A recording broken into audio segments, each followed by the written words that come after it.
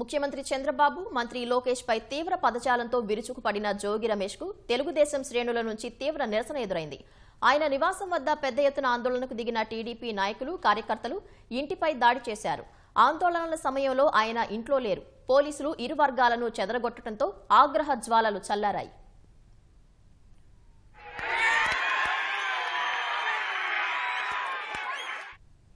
మాజీ మంత్రి, వైసీపీ నేత జోగి రమేష్ కు నిరసన సెగ తగిలింది.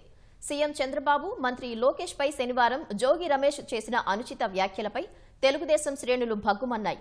విజయవాడ ఇబ్రహీంపట్నంలోని రింగ్ వద్ద జోగి రమేష్ కు వ్యతిరేకంగా ఆందోళన చేపట్టాలని తొలుత తెలుగుదేశం నాయకులు, కార్యకర్తలు నిర్ణయించారు. మైలవరం, విజయవాడ పశ్చిమ నియోజకవర్గాలతో పాటు ఇతర ప్రాంతాల నుంచి పెద్ద సంఖ్యలో అక్కడికి చేరుకున్నారు. కాసేపటికే ఇబ్రహీంపట్నంలోని జోగి రమేష్ ఇంటిని ముట్టడించాలని భావించి ప్రదర్శనగా అక్కడికి వెళ్లేందుకు ప్రయత్నించారు. పోలీసులు నియంత్రించేందుకు ప్రయత్నించినా తప్పించుకొని వివిధ మార్గాల ద్వారా జోగి ఇంటి వద్దకు చేరుకున్నారు.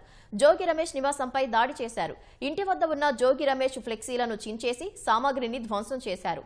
భారీగా మోహరించిన పోలీసులు ఆందోళనకారులను అదుపు చేసేందుకు తీవ్రంగా శ్రమించారు.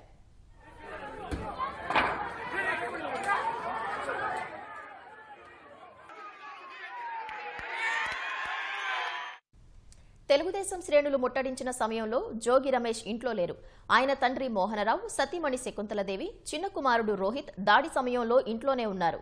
ఇబ్రహీంపట్నం రింగ్ వద్ద తెలుగుదేశం శ్రేణులు నిరసన చేపడుతున్నారనే సమాచారం తెలుసుకుని వైసీపీ శ్రేణులు కూడా జోగి రమేష్ ఇంటి వద్దకు వచ్చాయి. పోలీసులు అప్రమత్తమై 2 చోట్ల మోహరించారు.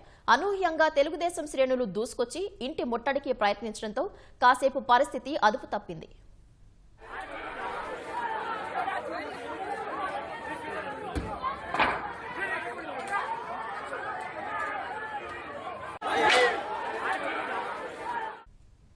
సీఎం చంద్రబాబు, లోకేష్ పై జోగి రమేష్ శనివారం అసభ్య పదజాలంతో తీవ్ర వ్యాఖ్యలు చేశారు. అంబటి రాంబాబు సీఎం చంద్రబాబుపై మురికి మాటలతో రెచ్చిపోగా, అదే కోవలో ఆ పార్టీకి చెందిన జోగి రమేష్ తనదైన రీతిలో నోటికి పని చెప్పారు. ఉచ్చరించలేని భాషలో లోకేష్ ను దూషించారు.